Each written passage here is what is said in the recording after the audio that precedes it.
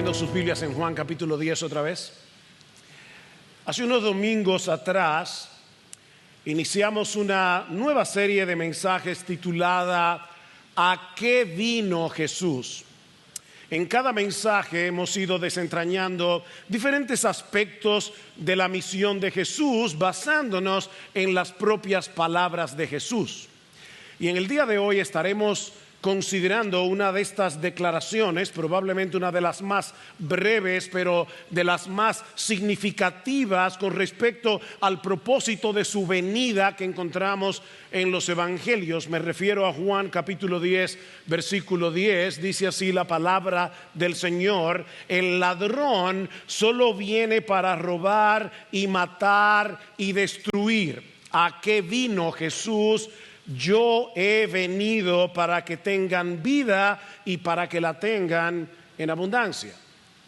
Ahora, antes de pasar a considerar la enseñanza de nuestro texto, debemos notar dos cosas esenciales que se encuentran en el contexto de esta declaración.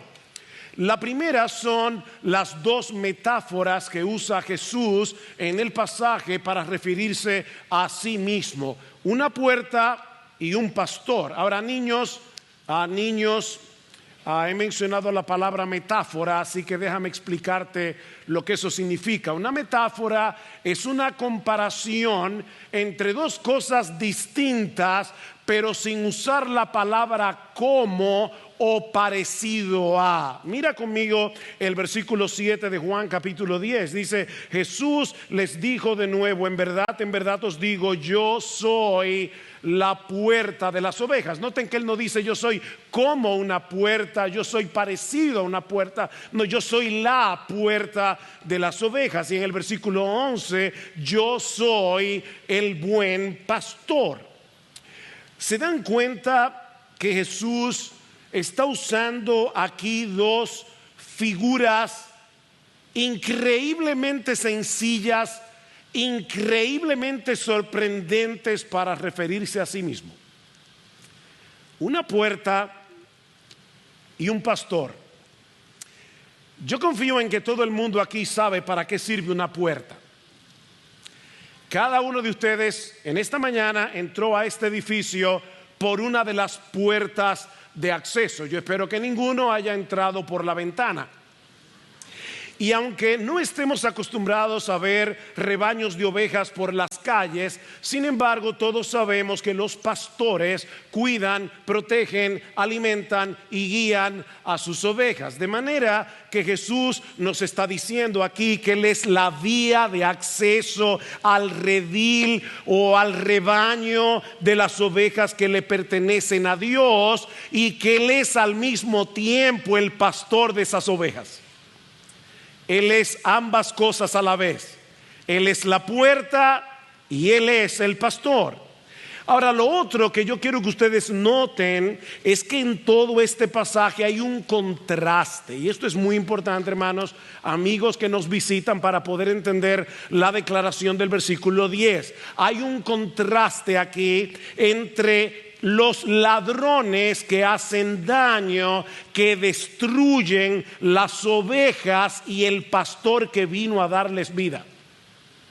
Vean otra vez Juan capítulo 10, pero ahora desde el versículo 8. Todos los que vinieron antes de mí son ladrones y salteadores, pero las ovejas no les hicieron caso. Yo soy la puerta. Si alguno entra por mí será salvo, y entrará y saldrá y hallará pastos. El ladrón solo viene para robar y matar y destruir. Yo he venido, aquí está el contraste, yo he venido para que tengan vida y para que la tengan en abundancia. Ahora, con esto en mente, yo quiero que veamos estas dos simples, sencillas declaraciones en nuestro texto, una negativa y la otra positiva.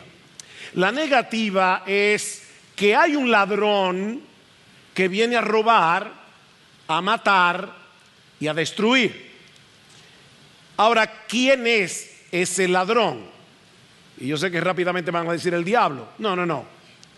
Hay que ver cada texto en su contexto. Digo, por supuesto que el diablo es un ladrón y es un homicida. Pero ¿quién es el ladrón en este pasaje? ¿De qué ladrón es que Jesús está hablando aquí? Bueno, si Jesús es la puerta y Jesús es el pastor que da vida, el ladrón es todo aquel que nos aleja de la puerta, es todo aquel que nos aleja del buen pastor. Jesús vino a darnos vida, pero el ladrón trata de impedir que nosotros tengamos acceso a esa vida que Él vino a dar. Ahora, si queremos identificar con más precisión, con más exactitud, quién es el ladrón en esta parábola, nosotros tenemos que ir un poco más atrás al capítulo anterior en el Evangelio de Juan, Juan capítulo 9, donde el Señor sana milagrosamente a un ciego de nacimiento. Piensen en esto: un ciego nunca visto, nació ciego, y de repente el Señor le dice: ve, lávate en el estanque de Siloé, úntate lodo, y cuando el lodo caiga en tus ojos vas a ver. Y Juan, en una forma súper simple, dice en el versículo 7 de Juan 9: ve, lávate en el estanque de Siloé, que quiere decir el enviado. Él fue pues y se lavó y regresó viendo. Juan no hace mucho alaraco para explicar cómo sucedió ese milagro. Este es un milagro tan evidente que lo menos que podemos esperar es que todo el mundo reconozca que algo sobrenatural acaba de ocurrir. Pero lo que sucede en realidad es que los vecinos que conocían a este hombre desde que era un niño, que saben que él nació ciego y que ahora de repente, de una forma milagrosa, de una forma sorprendente, este ciego está viendo, ellos deciden llevar a este hombre delante de los fariseos, que se veían a sí mismos como los guardianes de la ley de Dios. O sea, en Israel los fariseos eran algo así como la Gestapo de la santidad. Ellos eran los guardianes de la ley. Y resulta que el milagro había sido hecho en el día de reposo. Noten el versículo 13: llevaron ante los fariseos al que antes había sido ciego, y era día de reposo, el día que Jesús hizo el barro y le abrió los ojos. Entonces los fariseos volvieron también a preguntarle cómo había recibido la vista. Y él les dijo: me puso barro sobre los ojos, me lavé y veo. Por eso algunos de los fariseos decían: este hombre no viene de Dios, porque no guarda el día de reposo. Pero otros decían: ¿cómo puede un hombre pecador hacer tantas señales? Y había división entre ellos. Para los líderes religiosos de Israel, la correcta observancia del día de reposo, obviamente de acuerdo a las normas que ellos mismos habían inventado para guardar ese día, para estos hombres era más importante el día de reposo que la sanidad de un ciego de nacimiento. Así que a pesar del milagro, ellos se empeñan en demostrar que Jesús no pudo haber venido de parte de Dios porque supuestamente violó el día de reposo. Vean el versículo 24. Por segunda vez, me encanta esta parte de la historia, por segunda vez llamaron al hombre que había sido ciego y le dijeron: da gloria a Dios, nosotros sabemos que este hombre es un pecador, refiriéndose a Jesús. Entonces él les contestó: si es pecador, no lo sé. Una cosa sé, que yo era ciego y ahora veo. Le dijeron entonces: ¿qué te hizo? ¿Cómo te abrió los ojos? Y él les contestó: ya os lo dije y no escuchasteis. ¿Por qué queréis oírlo otra vez? ¿Es que también vosotros queréis haceros discípulos suyos? Por supuesto, los fariseos se molestan. Y noten ahora lo que dice el ciego de nacimiento, el ex ciego. En el versículo 32, desde el principio jamás se ha oído decir que alguien abriera los ojos a un ciego de nacimiento. Si este no viniera de Dios, no podría hacer nada. Respondieron ellos y le dijeron: tú naciste enteramente en pecado y tú nos enseñas a nosotros. Y lo echaron fuera. En otras palabras, expulsaron a este hombre de la sinagoga, lo que implicaba en ese tiempo marginarlo social y religiosamente.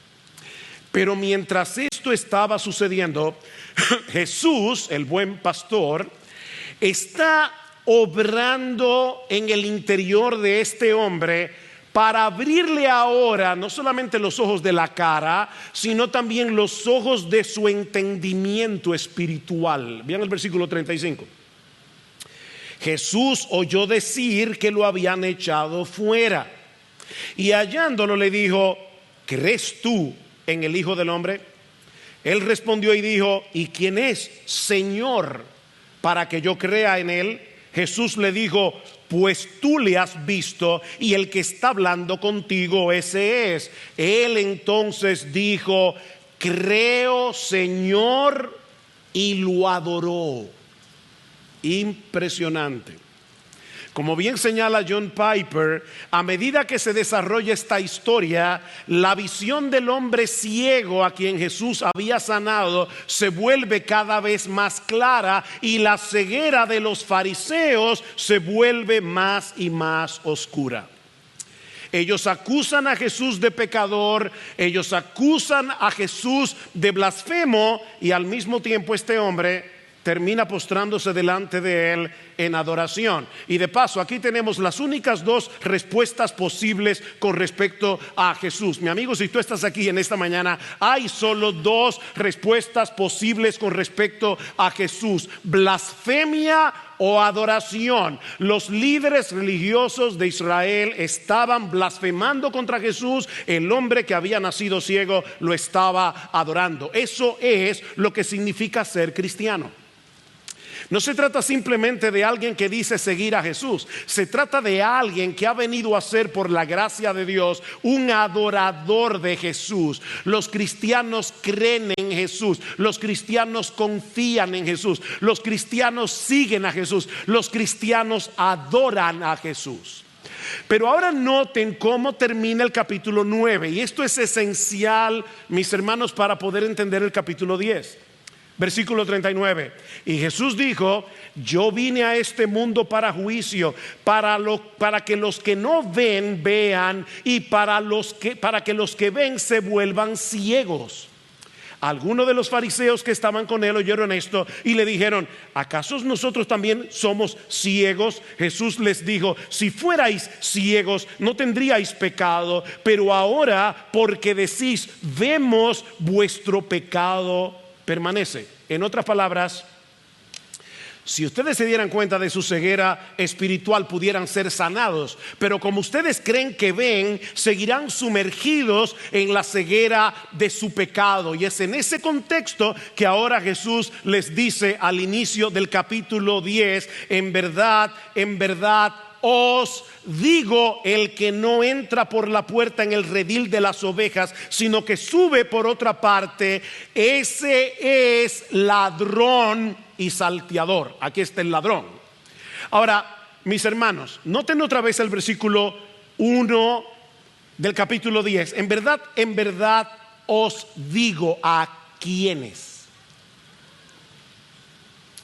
¿A quiénes les está hablando Jesús aquí? Yo sé que hay una división de capítulos en el capítulo 10, pero mis hermanos, cuando ustedes estén leyendo sus Biblias, traten de no ponerle mucha atención a la división de capítulos, porque pueden cometer el error de pensar que ahora Juan está hablando de otra cosa. Jesús está hablando con los fariseos, y sin ningún tipo de interrupción, ahora Juan dice que Jesús les dijo: en verdad os digo a ustedes, los fariseos, el que no entra por la puerta del redil es un ladrón y es un salteador. Entonces, ¿quiénes son los ladrones de Juan capítulo 10 versículo 10? Los líderes religiosos de Israel, que en vez de apacentar el rebaño de Dios para guiarlos al redil de Dios, abusan de las ovejas, como hicieron los fariseos con el ciego de nacimiento, y las alejan de Jesús.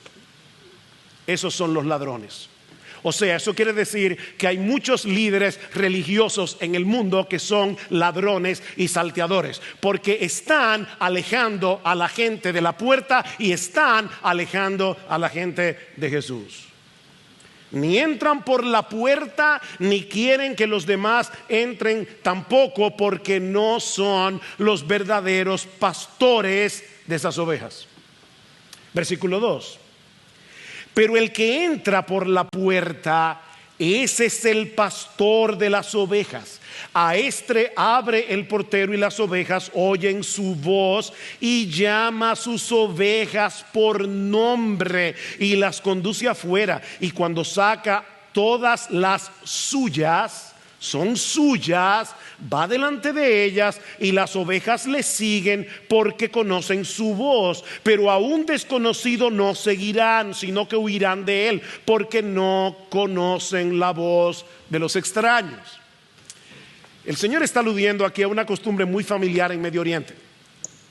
Durante la noche o en momentos de peligro, diferentes pastores resguardaban las ovejas en una especie de redil o de corral comunitario. Era una estructura cerrada que protegía a las ovejas de los lobos y de los ladrones. De hecho, esta mañana, por providencia del Señor, me tocó leer 1 Samuel capítulo 17, cuando David se enfrenta con Goliat. Y dice que cuando Isaí, su padre, le pide que vaya a la batalla para llevarle comida a sus hermanos, dice que David, 1 Samuel 17:20, dejó a sus ovejas con un guarda.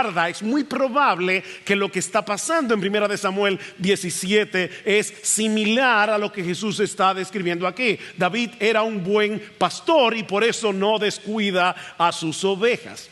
Estos rediles o corrales comunitarios a menudo, tenían paredes de piedra con una única puerta, con una sola entrada. Durante la noche un portero, un guardián, vigilaba la entrada para asegurarse de que las ovejas estuvieran seguras hasta que llegaran los pastores por la mañana. Cada uno llamaba por nombre a sus propias ovejas y reunía su rebaño para llevarlos a pastar. Y cuando las ovejas escuchaban la voz de su pastor llamándolas por nombre, salían del redil y los seguían.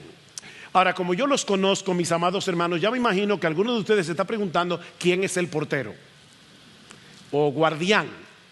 Y la respuesta es: no lo sabemos.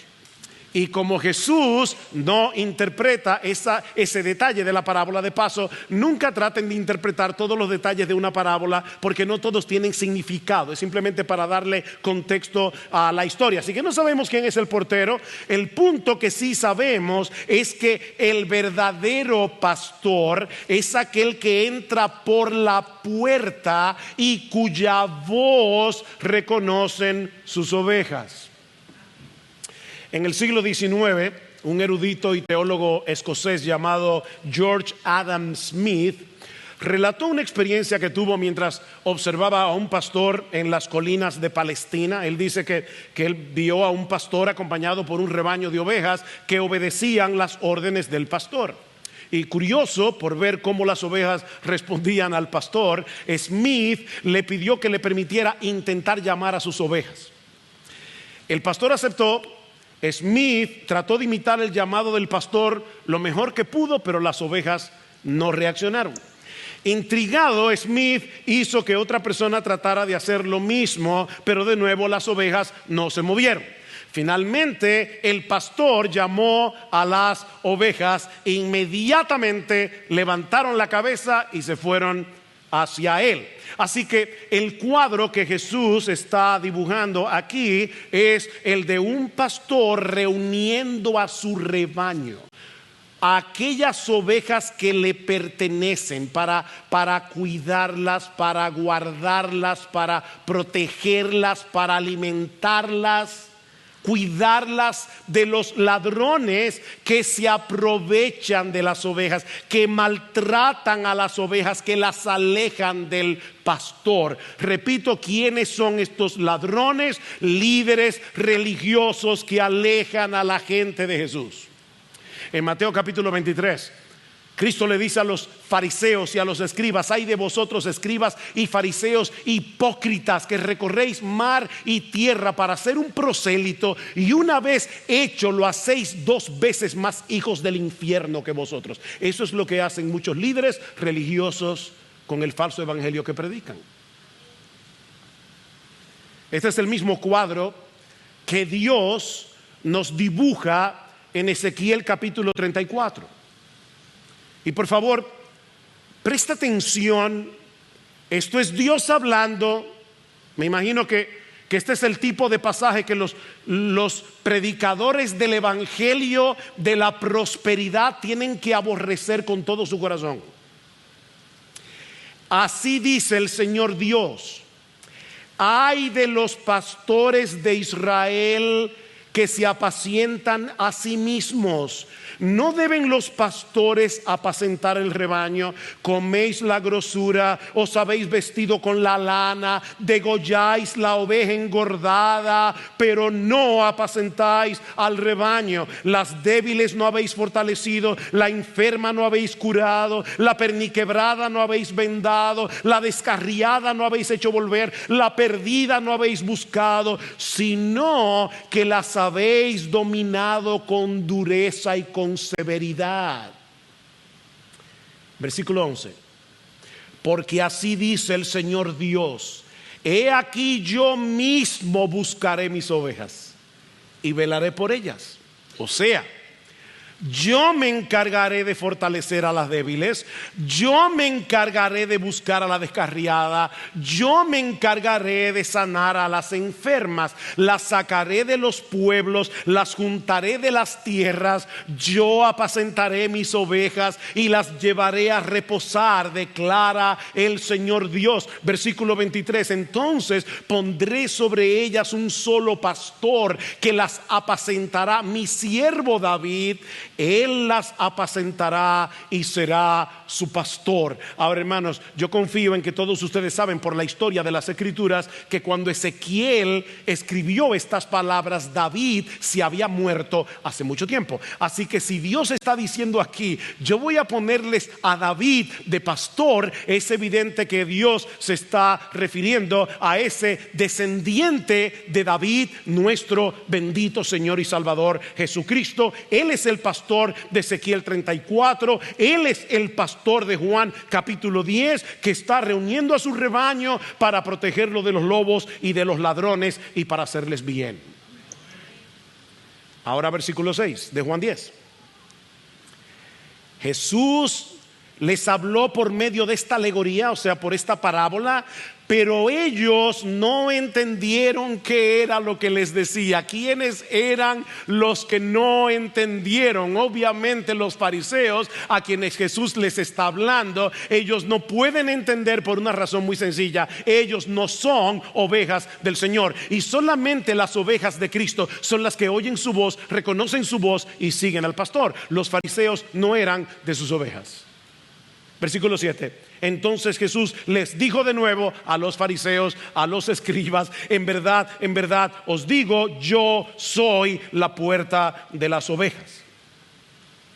Los fariseos no entienden, ellos no son de las ovejas del Señor. Vean más adelante en Juan capítulo 10 versículo 24, los judíos que estaban allí, que tampoco eran ovejas, tampoco entendían. Entonces los judíos le rodearon y le decían: ¿hasta cuándo nos vas a tener en suspenso? Si tú eres el Cristo, dínoslos claramente. Jesús les respondió: os lo he dicho y no creéis. Las obras que yo hago en nombre de mi Padre, como sanar a un ciego de nacimiento, estas dan testimonio de mí, pero vosotros no creéis. Escuchen bien, mis hermanos, ustedes no creen porque no sois de mis ovejas. Mis ovejas oyen mi voz y yo las conozco y me siguen, y yo les doy vida eterna y jamás perecerán y nadie las arrebatará de mi mano. ¿Se dieron cuenta, mis hermanos, que las ovejas de Cristo no son ovejas de Cristo porque creen, sino que creen porque son sus ovejas? Es al revés. Mis ovejas oyen mi voz. Los falsos pastores de Israel, como los falsos pastores de hoy, no conocen a Jesús. Ellos entran por otra puerta para dañar a las ovejas, para alejarlas de Jesús. Versículo 8 otra vez de Juan 10: todos los que vinieron antes de mí son ladrones y salteadores, pero las ovejas no les hicieron caso. Yo soy la puerta. Si alguno entra por mí, será salvo, y entrará y saldrá y hallará pastos. ¿Cuántas puertas hay? Una sola puerta. Yo soy la puerta. Yo no soy una opción entre muchas otras opciones. Yo soy la puerta. Yo soy la única puerta. Yo soy la única vía de acceso al redil del rebaño de Dios. Es lo mismo que dice Jesús en Juan capítulo 14 versículo 6. Yo soy el camino, la verdad y la vida. Nadie viene al Padre sino por mí. Mi amigo, si tú quieres llegar al Padre, tú tienes que entrar por medio de Jesús, confiando únicamente en Jesús. No hay otra puerta, no hay otro camino. Esta puerta simboliza exclusividad y simboliza acceso. Exclusividad y acceso. Solo en Cristo hay salvación, solo en Cristo hay protección. Salvación de la condenación eterna, protección de los ladrones, protección de los falsos maestros que vienen a robar, matar y destruir. Mis hermanos, los falsos maestros no son una broma. Los falsos maestros no son una broma. Hoy en día hay un montón de maestros falsos que predican un evangelio falso que destruye espiritualmente a los oyentes. Estos falsos pastores llevan a sus seguidores a confiar en ellos mismos, a poner sus ojos en ellos, como si ellos tuvieran una conexión especial con Dios que nadie tiene. Ellos son los que tienen la unción. Ellos son el centro de atención, no Jesús. Mira, mi hermano, mi amigo que estás aquí, cuando escuches a un hombre prometiéndote un montón de cosas, sanidad, prosperidad material, una vida cómoda y placentera, o incluso asómbrate prometiéndote el poder del Espíritu Santo, pero sin ofrecerte primero a Jesús, estás delante de un ladrón espiritual. Son ladrones, falsos maestros, y no lo digo yo, lo dice Jesús. La característica principal del ladrón es alejarte de Jesús, aún a veces en nombre de la moralidad, aún a veces en nombre de la religión, o para recibir, como yo vi en estos días un video hablando del poder del Espíritu Santo y la gente caía en el piso, parecía que estaban locos, aquello parecía un manicomio, pero algo me llamó la atención: no mencionaban a Jesús ni a la obra redentora de Jesús en ningún momento. Son ladrones y salteadores, falsos maestros que vienen a robar, matar y destruir. Mira, si un predicador está tratando de que lo admires a él en vez de adorar a Jesús, estás delante de un ladrón. Un ladrón de gloria. Y ese ladrón no viene a hacerte bien. Ese ladrón no viene a darte una vida próspera. Ese ladrón viene a robar, viene a matar y viene a destruir. Mis hermanos, esto no es un juego. Pero esta es la primera parte de nuestro texto. Yo sé que algunos ya deben estar como: qué fuerte es esto. Bueno, ten paciencia. Hay una parte positiva en el texto, que es en la que vamos a estar ahora en el resto de la mañana. Jesús no solamente nos advierte que el ladrón viene a hacer daño, sino que nos dice también que Él es el buen pastor que vino a darnos vida abundante por medio del sacrificio de su propia vida. Él es el buen pastor que vino a darnos vida abundante por medio del sacrificio de su propia vida. Jesús es el buen pastor que vino a darnos vida abundante por medio del sacrificio de su propia vida. Vean el versículo 10 otra vez. El ladrón solo viene para robar y matar y destruir. Yo he venido para que tengan vida y para que la tengan en abundancia. Yo soy el buen pastor. El buen pastor da su vida por las ovejas. Pero el que es un asalariado y no un pastor, que no es el dueño de las ovejas, ve venir al lobo y abandona las ovejas y huye, y el lobo las arrebata y las dispersa.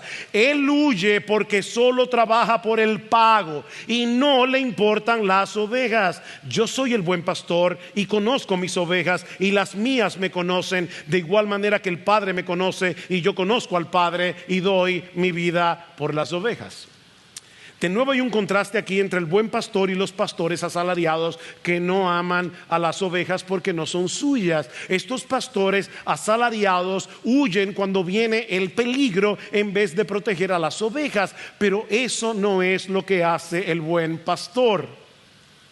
Él vino a darnos vida y vida en abundancia a través del sacrificio de su propia vida. De hecho, 5 veces en los versículos 11 al 18, Jesús dice: yo vine a dar mi vida, yo vine a dar mi vida, yo vine a dar mi vida, yo vine a dar mi vida, yo vine a dar mi vida por amor a mis ovejas. Él dio su vida para darnos vida. Piensen en esto por un momento.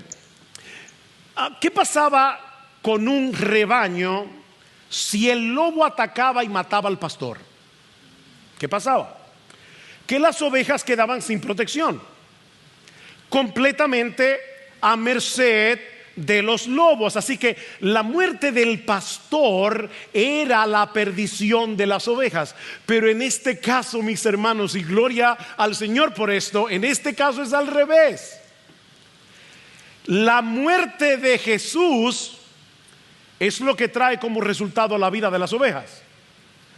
Su muerte tiene el propósito de salvar infaliblemente a todos aquellos que el Padre le dio para reunirlas en el rebaño de Dios.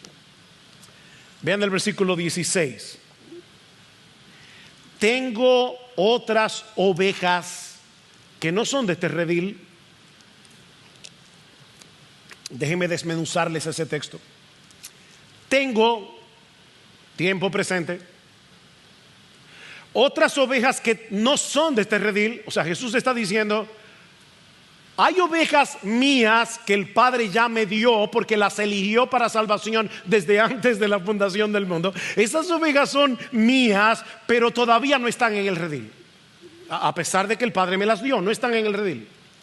A esas también me es necesario traerlas tiempo futuro, y oirán mi voz y serán un rebaño con un solo pastor. ¿Sabes qué, mi hermano? Tu nombre estaba allí si tú eres creyente. Tú eras una de esas ovejas. Y cuando Jesús está diciendo aquí: tengo otras ovejas que no son de este redil, está hablando que no son del pueblo de Israel. Son gentiles, es decir, dominicano, chino, chileno, mexicano, voy a decir venezolano. O sea, son ovejas mías, pero no pertenecen al rebaño de israelitas convertidos. Y a pesar de que no están todavía en el redil, yo personalmente me encargaré de traerlas por nombre, llamándolas por nombre a través de la predicación del evangelio, porque el Padre me dio esas ovejas. Cuando Él las llame a través de la palabra, es lo que Jesús está diciendo: ellas oirán, vendrán y lo seguirán. ¿Sabes qué, mi hermano? Yo no sé si tú recuerdas cómo y cuándo fue que tú te convertiste al Señor. Pero por supuesto lo que tú recuerdas fue ese momento cuando tú entendiste el evangelio y viniste a Cristo en arrepentimiento y fe. ¿Quién se convirtió? Tú te convertiste. ¿Quién creyó? Tú creíste. ¿Quién se arrepintió? Tú te arrepentiste. Pero lo que estaba sucediendo detrás es que el Señor Jesucristo, cuando su palabra estaba siendo predicada, Él se estaba paseando en medio de su iglesia. Él te estaba buscando a ti. Él te estaba llamando por nombre, y precisamente por eso oíste su voz y seguiste a Jesús. Eso fue lo que realmente sucedió. Es otra vez como dice el versículo 26 de Juan 10: pero vosotros no creéis porque no sois de mis ovejas oyen mi voz y yo las conozco y me siguen. Las ovejas de Cristo reconocen su voz cuando Él las llama. Sí, puede ser que por un tiempo caminen extraviadas de aquí para allá, pero tarde o temprano reconocerán la voz de su pastor y vendrán a Él en arrepentimiento y fe. Él vino a formar un solo rebaño con un solo pastor por medio de su muerte y de su resurrección. Vean el versículo 17. Por eso el Padre me ama, porque yo doy mi vida para tomarla de nuevo. Nadie me la quita, sino que yo la doy de mi propia voluntad. Tengo autoridad para darla y tengo autoridad para tomarla de nuevo. Este mandamiento recibí de mi Padre. Mira, cualquiera puede decidir acabar con su vida. Cualquiera. O sea, cualquiera puede decir: ¿sabes qué? Yo tengo autoridad para dar mi vida cuando me dé la gana. Nada más tengo que tirarme encima de un camión, arrojarme de un edificio de 20 pisos. Yo tengo potestad para dar mi vida, pero nadie tiene poder para tomarla de nuevo. Eso solamente puede hacerlo Jesús. Eso solamente puede hacerlo el Dios encarnado, porque ningún muerto puede obedecer. Y Cristo dice: yo voy a dar mi vida y estando muerto voy a obedecer la orden de mi Padre. Este mandamiento recibí de mi Padre. ¿Cuál mandamiento? El mandamiento de dar mi vida y de tomarla otra vez. Eso solo puede hacerlo nuestro Señor Jesucristo. Él murió y resucitó para darnos vida. Y aquí es, mis hermanos, donde las dos metáforas o las dos figuras de esta parábola se unen la una con la otra. El buen pastor tiene que morir y resucitar para venir a ser la puerta. Voy a repetir eso otra vez. Jesús es la puerta, Jesús es el pastor, porque el pastor tiene que morir para poder llegar a ser la puerta del redil. Sin el sacrificio del buen pastor, la puerta de la salvación estaría cerrada para todos. Pero Él murió para darnos vida.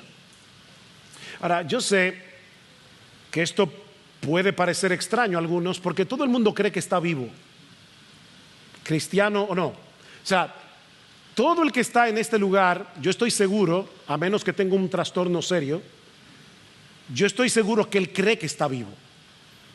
Y les puede parecer sumamente extraño que Cristo esté diciendo: no, yo vine a darle vida a personas que están muertas. ¿Cómo es eso? Bueno, desde que el pecado entró en el mundo, todos los seres humanos nacen desconectados, nacen separados de Dios, que es la fuente de la verdadera vida. En otras palabras, estamos físicamente vivos, pero estamos espiritualmente muertos. Escribiendo un grupo de creyentes en la ciudad de Éfeso, Pablo les dice que Cristo les dio vida cuando estaban muertos en sus delitos y pecados. Esa es la condición en la que nace todo hombre en este mundo. Mis hermanos, espiritualmente hablando, en el momento de nacer, somos tan impotentes como un cadáver hasta que Cristo nos da vida. Necesitamos que alguien pague nuestra deuda con la justicia de Dios para que podamos acceder a la comunión con Dios y así poder tener vida, verdadera vida en comunión con la fuente de vida.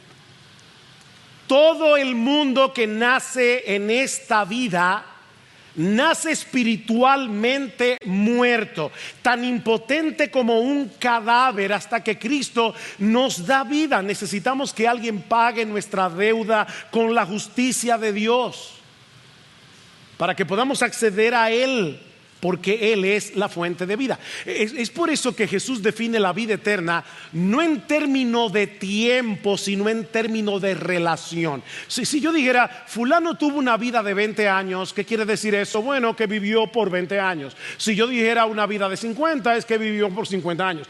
Si yo dijera que tiene vida eterna, todo el mundo dice, bueno, es que va a vivir eternamente. Pero Jesús no define la vida en términos de tiempo, sino de relación. Juan 17:3, y esta es la vida eterna, que te conozcan a ti, el único Dios verdadero, y a Jesucristo, a quien has enviado. Nadie puede tener vida eterna sin relación con aquel que es la fuente de vida. Así que la vida eterna no es una vida que no termina nunca, es una vida eterna en comunión con el Dios eterno, quien es la fuente de vida eterna. Es por eso, mi amigo, óyeme bien, mi amigo, no puede haber vida verdadera fuera del Señor Jesucristo. No la hay, porque Él es la puerta, la única puerta que nos da acceso al Padre y que se une con aquellos que creen en Él para darles vida. Oye lo que dice Juan, primera de Juan, capítulo 5, el que tiene al Hijo tiene la vida, el que no tiene al Hijo de Dios no tiene la vida. ¿Y sabes por qué? Porque Él es el verdadero Dios y la vida eterna, dice primera de Juan capítulo 5 versículo 20. Si tú no tienes contigo al verdadero Dios, si tú no tienes contigo aquel que es la vida eterna, tú no tienes vida. Estás muerto. Jesús no vino del cielo simplemente para decirnos cómo obtener la vida eterna. Él es la vida eterna. Yo soy el pan de vida, dice el Señor en Juan capítulo 6. Tienes que comértelo, tienes que apropiarte de Él por la fe. Tienes que comerte el pan de vida para que tengas vida. Jesucristo es el buen pastor que el salmista describe en el Salmo 23, que da su vida, la vuelve a tomar y luego une su vida con la nuestra para cuidarnos, protegernos, proveernos para todas nuestras necesidades reales, no las que tú crees que tienes, las necesidades que tú realmente tienes, pasadas, presentes, futuras, de modo que tú puedas experimentar una vida plena y abundante. Mira, mi hermano, mi amigo, si el Señor es tu pastor, nada te faltará. Nada te faltará. En lugares de delicados pastos Él te hará descansar. Junto a aguas de reposo te pastoreará. Él confortará tu alma, te guiará por sendas de justicia por amor de su nombre. Mi hermano, aunque andes en valle de sombra de muerte, no temerás mal alguno, porque Él estará contigo. Su vara y su cayado te infundirán aliento. Él va a preparar una mesa delante de ti en presencia de tus angustiadores. Él va a ungir tu cabeza con aceite, tu copa estará rebosando con la provisión de Dios. Ciertamente, si el Señor es tu pastor, ciertamente el bien y la misericordia te van a perseguir todos los días de tu vida, y en la casa del Señor morarás por largos días. Eso es vida. Eso es vida. Si tú no tienes eso, mi amigo, tú no tienes vida. Estás muerto. Esa es la vida abundante que el buen pastor compró para los suyos en la cruz. No es una vida sin problemas, no es una vida sin dificultades. Es imposible en este mundo dañado por el pecado no tener dolor y aflicción. Las ovejas de Cristo tienen que pasar muchas veces por el valle de sombra de muerte. Hay días oscuros, algunos muy oscuros, pero aún así es una vida caracterizada por el gozo de saber que todos nuestros pecados han sido perdonados, de saber que Dios es nuestro Padre, que Cristo es nuestro Salvador y nuestro amigo que camina a nuestro lado en los momentos más oscuros. Es saber que el Espíritu Santo es nuestro consolador permanente. Y no solo eso, Él es nuestro vivificador permanente. Manauri leyó Juan 7 en el tiempo de alabanza, y en el último día, el gran día de la fiesta, Jesús, puesto en pie, exclamó a gran voz diciendo: si alguno tiene sed, que venga a mí y beba. El que cree en mí, como las escrituras han dicho, de lo más profundo de su ser brotarán ríos de agua viva. Y Juan aclara, él decía esto del Espíritu Santo que habrían de recibir aquellos que habían creído en él cuando Jesús fuera glorificado. Es una vida que ha sido bendecida con toda bendición espiritual en los lugares celestiales en Cristo. Es una vida en comunión con Dios. Es una vida capaz de florecer y de fructificar en el terreno seco y árido de este mundo caído. Es una vida en la que Cristo es suficiente, porque Él es el todo en todos, en medio de las más profundas carencias. Jesús es suficiente. Esa es la vida que Cristo vino a darte si tú eres cristiano, mi hermano. Eso no depende de las circunstancias. Eso no depende de cómo te sientas. Yo sé que hay momentos que tú dices: mira, honestamente, en este momento de mi vida yo no siento nada de esa vida abundante que usted está describiendo. Pero ¿sabes qué, mi hermano, mi hermana? Eso no depende de cómo tú te sientas. Eso depende de Él. El que tiene al Hijo tiene la vida. Una vida de esperanza si crees. En medio del dolor, en medio de la turbación, en medio de la perplejidad, créele a Dios, no a tus sentimientos. Es una vida de fortaleza espiritual. Es una vida de aliento, es una vida de perseverancia. Y mi hermano, si tú eres creyente, no te conformes con menos. No te conformes con menos. No seas un cristiano mediocre. Porque Cristo vino a darnos vida. Pero si no lo eres, entra por la puerta. Mi amigo, entra por la puerta. Esa puerta marca la diferencia entre los que están fuera y los que están dentro. Recuerda que la puerta simboliza exclusividad y acceso.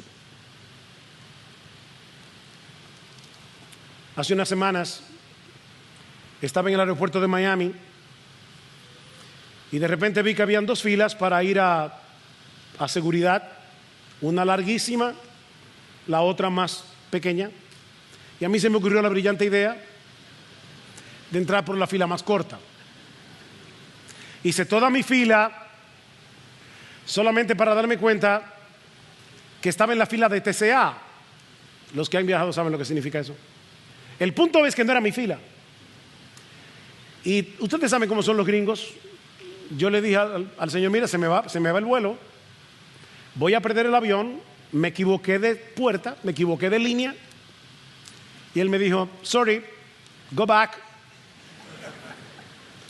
Tuve que ahora volver de nuevo a hacer toda la fila, que estaba igual de larga, porque me equivoqué de fila.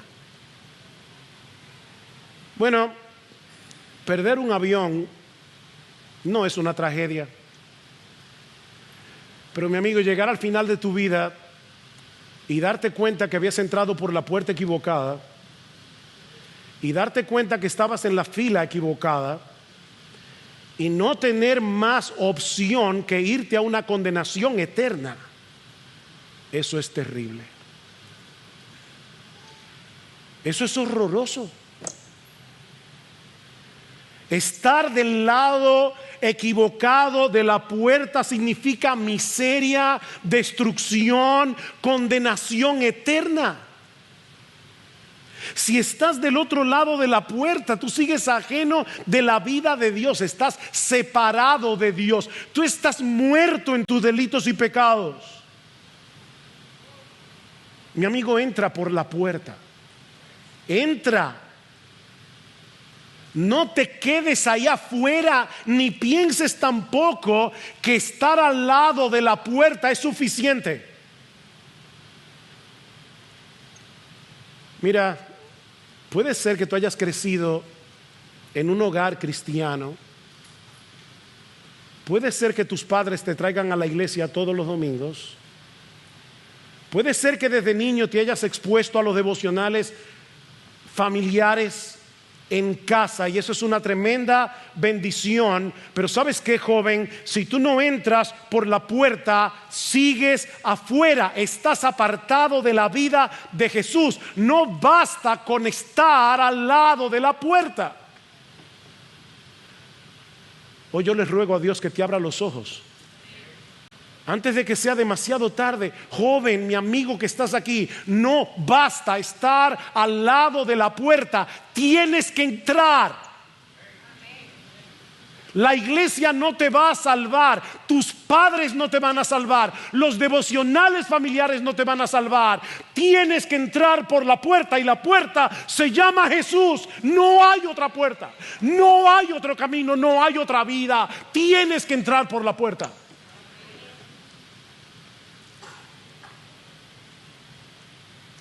Como decíamos al principio, Jesús escogió dos figuras sumamente sencillas para que nadie se extravíe, para que todos puedan entender. Él es la puerta, Él es el buen pastor. Entra por la puerta en arrepentimiento y fe, y tendrás acceso a la guía, la protección, el alimento, la ternura, el cuidado del pastor.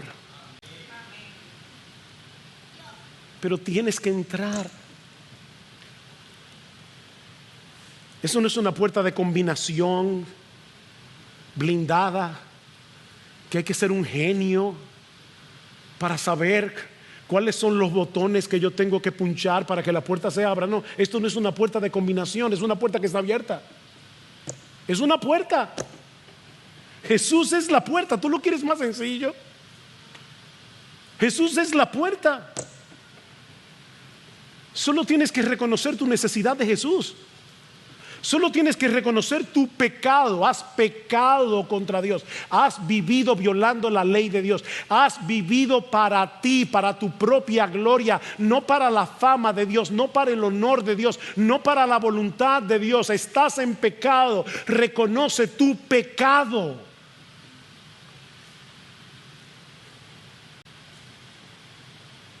Tienes que venir a Cristo con la disposición a divorciarte de tu vida de pecado, pero sabiendo al mismo tiempo que solo Él puede librarte de la esclavitud, de la culpa y de la condenación del pecado. Tú no puedes librarte por ti mismo. Tú no puedes dejar tu pecado atrás. Tú no puedes dejar de vivir para ti mismo, para tu propia voluntad. Tú no puedes hacer eso. Si tú pudieras hacer eso en tu propia fuerza, Jesús no hubiera venido. Arrepiéntete, reconociendo tu pecado, reconociendo tu impotencia, reconociendo que tú no puedes darte vida a ti mismo, y ven a Jesús. Entra por la puerta, confiando únicamente en Él. Mi amigo, Él está llamando hoy, por medio de la proclamación del Evangelio, cuando todavía tienes la oportunidad de entrar. Pero ¿sabes qué? El día llegará cuando Dios cerrará esa puerta. El día llegará cuando Dios cerrará esa puerta. Eso fue lo que sucedió en los días de Noé. La puerta del arca estuvo abierta durante décadas, pero los hombres rehusaron entrar por ella hasta que llegó el diluvio y la oportunidad terminó para siempre. Ahora la puerta está abierta.